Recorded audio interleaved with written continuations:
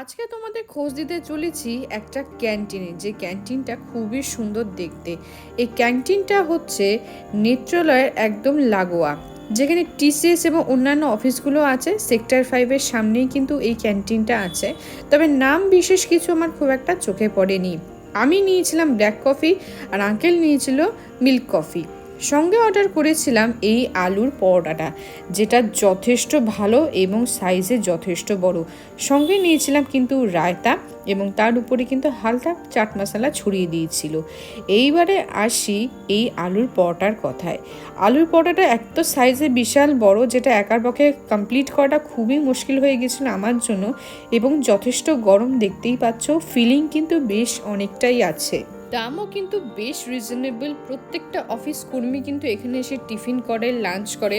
আমিও কিন্তু পাশের নেত্রালয়তে চোখ দেখাতে গিয়েছিলাম, তাই এখানে ব্রেকফাস্ট সেরেছিলাম।